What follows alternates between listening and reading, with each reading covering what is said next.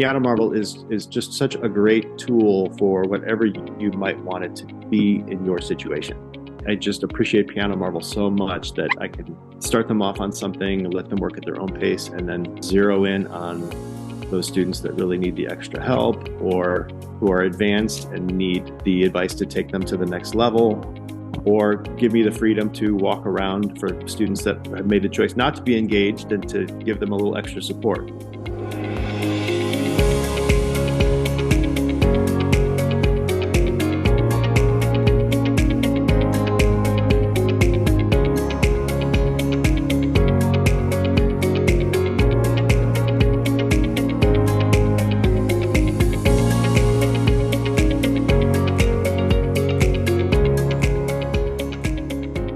All right, Mark. So it's great to meet you. Um, yeah. So I'm Heidi from Piano Marble. Mark, we want to know a little bit about you. Where are you based out of, and how you got started with Piano Marble? My name is Mark McCormick, and I teach at Lawndale High School, and we're in Los Angeles, California. And this is one of the few schools in California that have this is as you can see in my background, this is a converted media center, and we have 30 digital pianos of various types in the classroom. So we're That's very, great. yeah. But as you know, I've got 30 students in five sections. So currently have 150 piano students. And when I That's awesome. my first year in this position, although I'm a veteran teacher, I've for the last 13 years, I was the pianist and music theory teacher at a high school nearby. But even though I went to school as a student and majored in piano pedagogy and got my degree there, the last 20 years of my teaching career has been everything but piano pedagogy. Just for the lack of programs in the country, I wanted to be a public school teacher. And so I've taught band, orchestra, choir, and now it's fun. It's funny at this point in my career, I'm coming back full circle to what I intended to do 20 years ago. And, Wow. things have now changed so much, so I feel like I'm back at the starting block again, just, gaining resources and materials. And, my first week here, we were using a standard method book, and I saw how the students were reacting and to it, and the way that I was teaching the class. I thought this is just not going to be possible. One teacher to 30 students using the method book was just not going to work for our situation. And so I began to do some research, and that's when I found Piano Marble.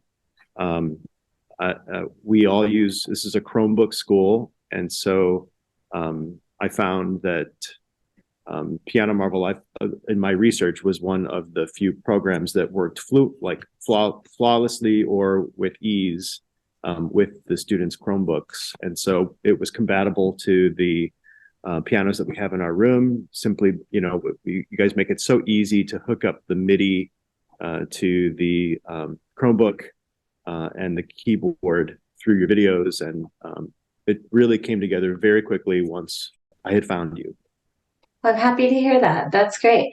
Well, and I'm glad that you're able to work in your passion too, like what the area you had intended to really focus on for your career, finally.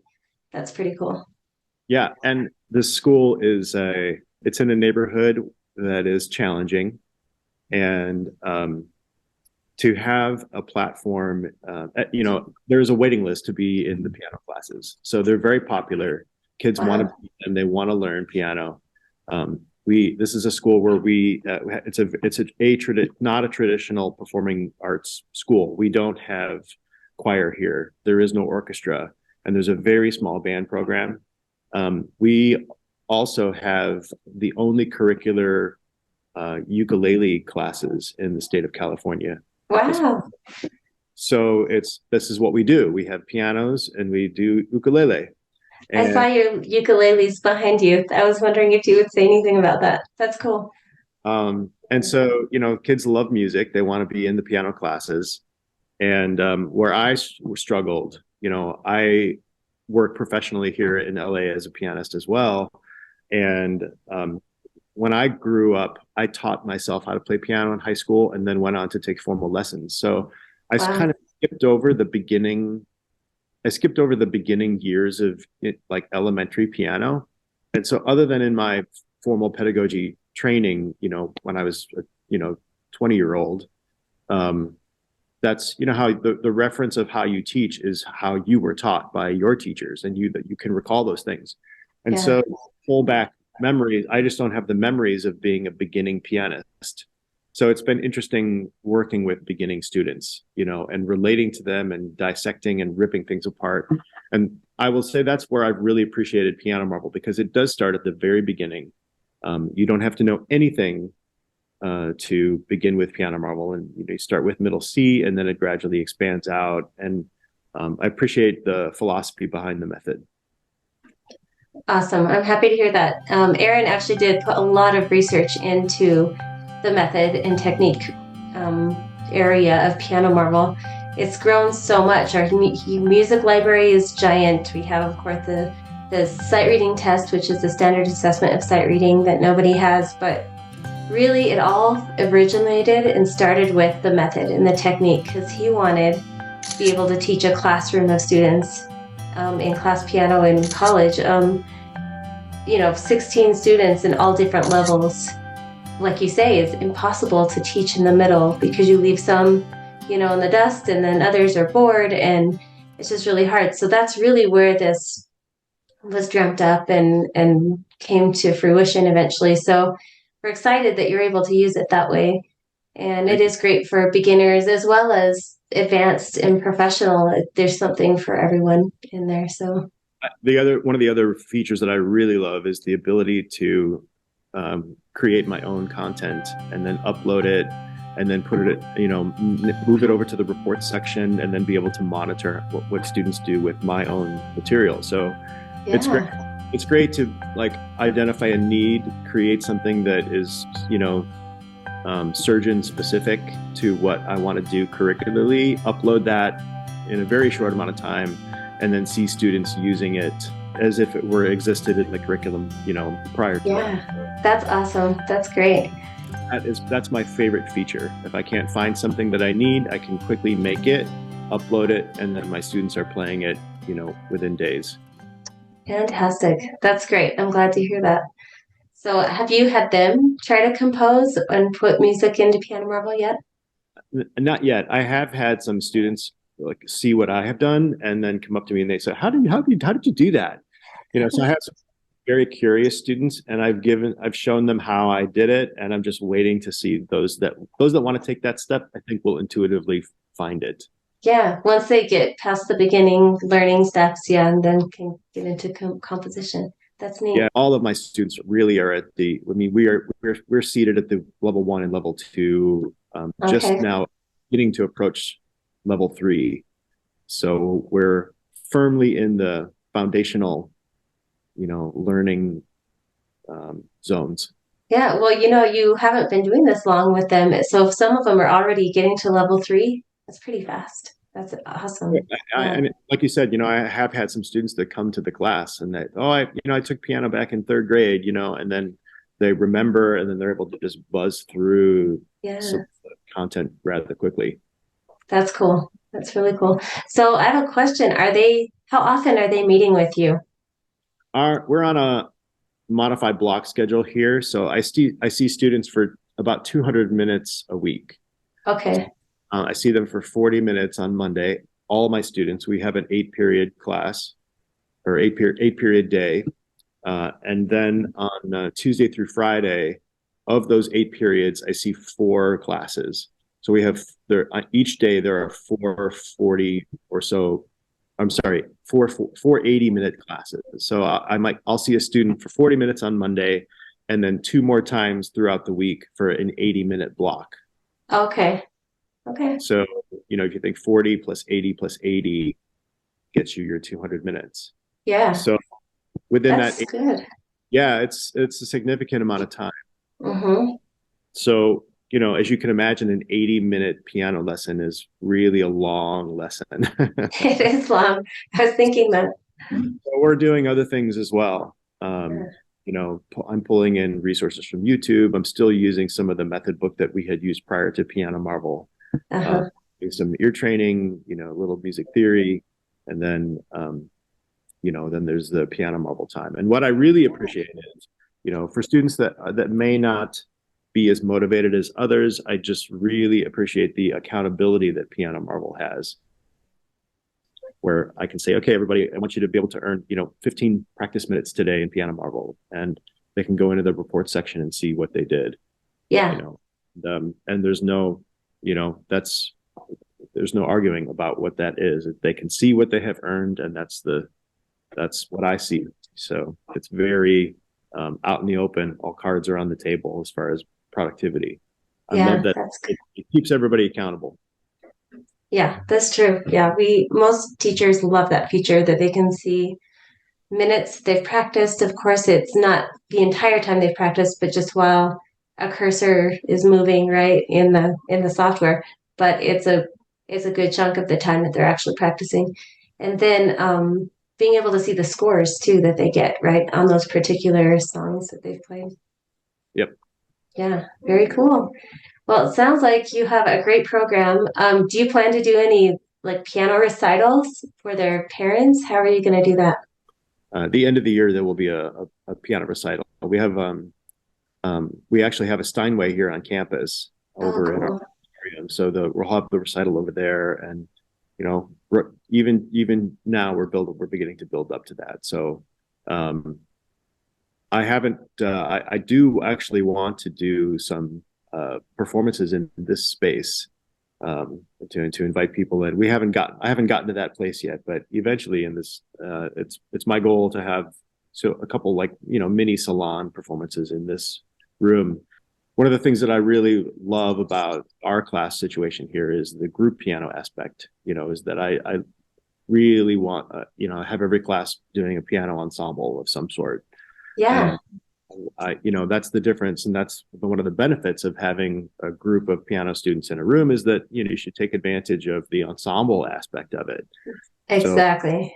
Yeah. we did Aaron's Snowflakes in my immediate Yeah. group, before the break. And it came together very well.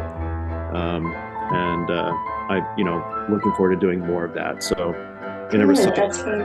yeah, in a recital setting, we have to figure out how to move all my pianos over to a room. But to answer your question, absolutely, I can't wait to share what our students have been doing with their parents.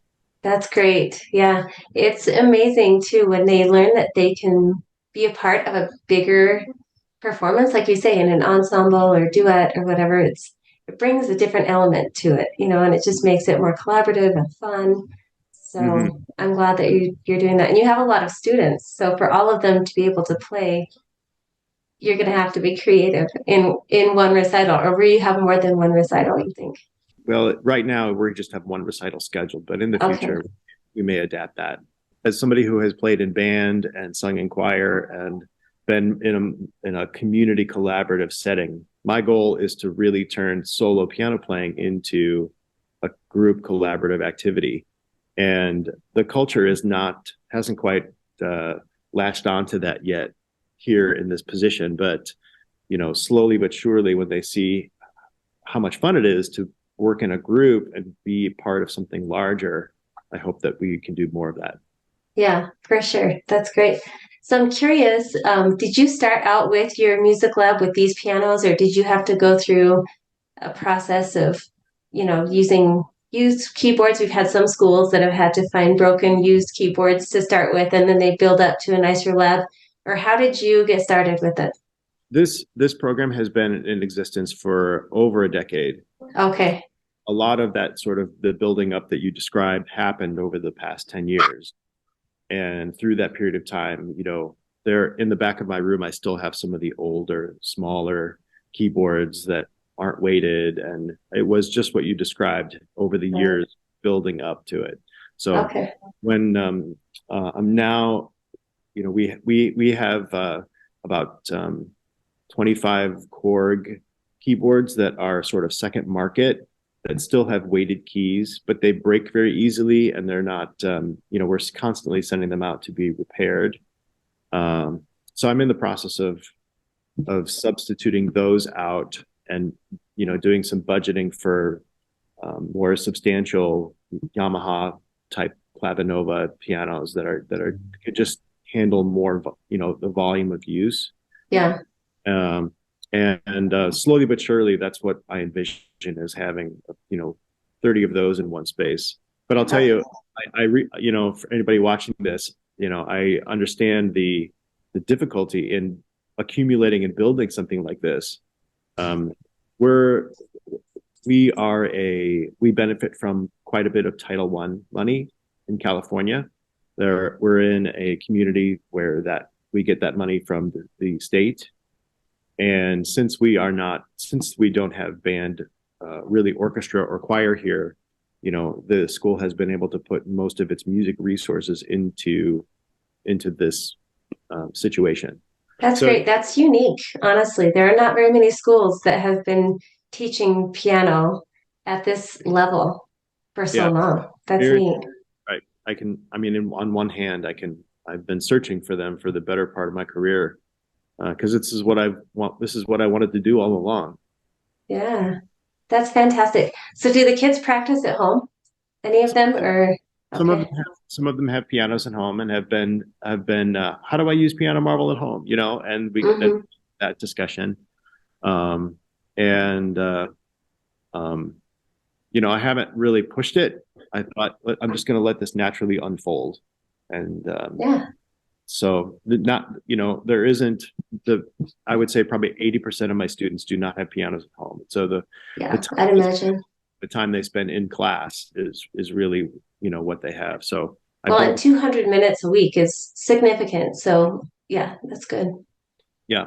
And so the challenge is just managing it to keep it, an interesting and fun experience. Yeah, for sure. Right. Keep them engaged and having fun, and then they'll want to learn. So that's great. It sounds like you are a very fun and engaged piano teacher and music teacher. So I bet they really enjoy spending that time with you and being able to walk around and just help them as they need it. Absolutely. Fantastic. Do it again, Francisco.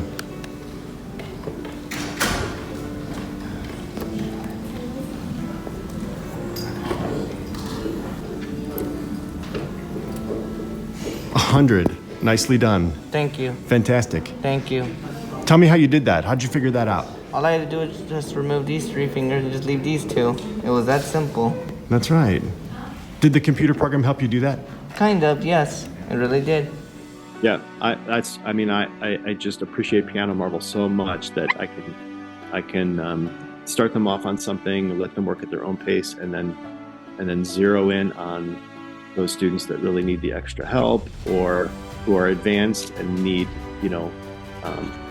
the advice to take them to the next level, or give me the freedom to walk around for students that have made the choice not to be engaged and to give them a little extra support.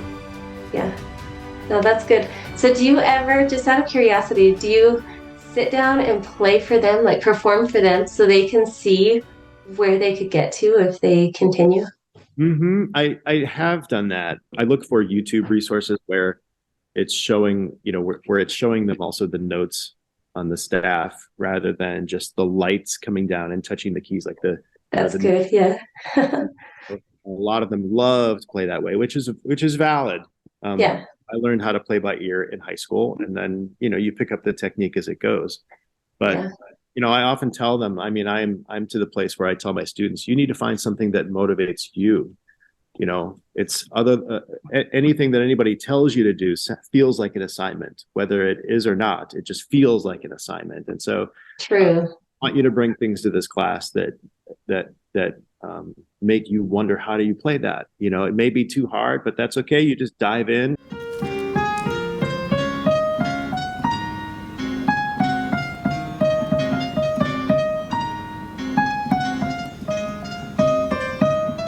Fantastic. 97. Amazing. Thank you. How has Piano Marvel helped you learn this? So when I started with this fourth measure, I looked at the notes and then I played them. Then every time when I progress, I would keep on practicing. I would keep on taking notes at slow measures. Mm-hmm. I would start with this one, then I would go 2, then these, then this. You're progressing faster. Because for the first several weeks of school, you were like stuck in here, right? Yeah, I was stuck in there. Once you taught me the scaling like this,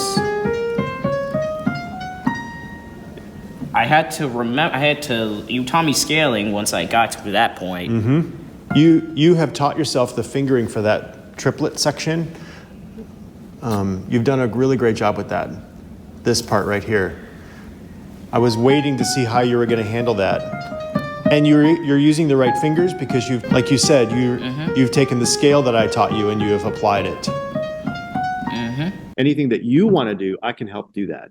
And that's actually what I think is wonderful about Piano Marvel. It's so versatile that if a student brings something in, I can take a portion of that, create it, put it in Piano Marvel, and it can help them achieve their goal, and they can see the inner workings of it. So That's awesome. I think Piano Marvel can Piano Marvel is just such a great tool for whatever you might want it to be in your situation. That's great. I'm so glad. And we appreciate you adopting it and using it with your students. This was Aaron's dream in the beginning. This is what we've been working for so long, is to give the gift of music to so many. And it's growing and it's expanding, and it's great to see kids in a public school, so many of them, learning to play piano at your school. I think it's neat. I hope it's something we can continue for a long time. Yeah, well, we would love to hear their progress, maybe see videos, maybe their performances. That would be fantastic. We would love to see those and share those with our Piano Marvel family, our Piano Marvel community. And thank you for being a part of that community, because it really is. We really do see you all as our family. So thank you for being a part of it. Great. It's my pleasure. Thank you. Yeah, and keep doing what you're doing. You're inspiring a lot of lives, so it's pretty awesome. Thank you. Well, it's been great talking with you, and good luck with everything. Thanks, Heidi.